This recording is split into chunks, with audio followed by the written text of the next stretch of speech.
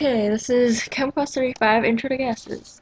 Number 1, from the information section, you know that the equation is pressure equals force divided by area. The blade of an ice skate has a much smaller surface area, and because pressure and area are indirectly related, which you could see from the equation, a smaller surface area would mean larger pressure, so that is why the ice skater would fall through the ice, because the blade has a smaller surface area, which would increase the pressure. Number 2, from the information section, you know that the more molecules collide with the wall, the greater the force on the wall, and therefore higher the pressure. By looking at container 1 and 2 and comparing the number of molecules, you see that container 2 contains more molecules than container 1, which would mean a higher pressure. Number 3, just trying to figure out if heating the container would affect the speed. You know that's true, and because heating the container would increase the speed of the molecules, the pressure would increase. The information section says that the faster the molecules are going when they strike the wall, the greater the force on the wall, and therefore higher the pressure. Number 4, by expanding container 2, you would increase the volume. Increasing the volume would decrease the pressure, so that would give both containers an equal number of molecules per volume. Number 5, you're just trying to see if the equation is true.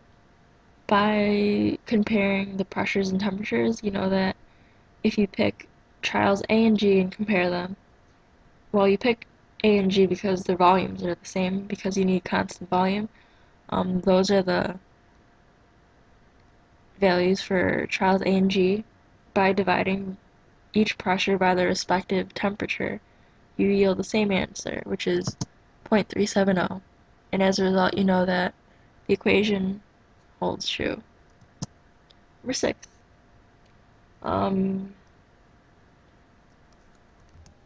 Next one is just wondering why, when you have to compare the volume and pressure, why you have to pick trials where the temperature does not change.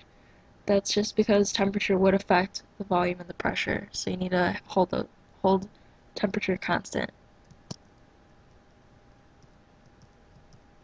Number 7.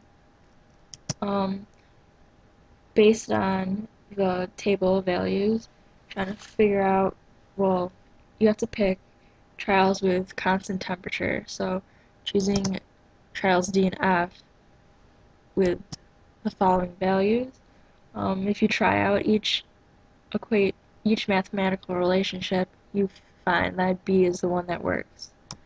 By plugging in the values into B, you get that 300 equals 300, so that mathematical relationship holds true. Look at trials B and E, and if you plug in the values into mathematical relationship letter A, you see that it does hold true. Number 9. Holding volume constant, you could use the equation we used in number 5 of the critical thinking section. P1 over T1 equals P2 over T2. And if you increase the temperature, so if T2 gets bigger, P2 must also increase. The denominator for the second half of the equation would become bigger. So to account for that change, P2 also has to increase.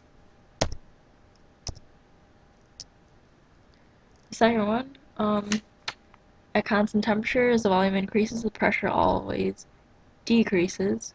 And if you look at this equation, that makes sense because the second half of the equation must equal the first one, and if one gets bigger, then the other one must get smaller. So as volume increases, the pressure must decrease. The constant pressure, as the temperature increases, the volume always increases, and that makes sense if you look at this equation also. Number 10. If volume is not constant, is the statement you completed in 9A always true?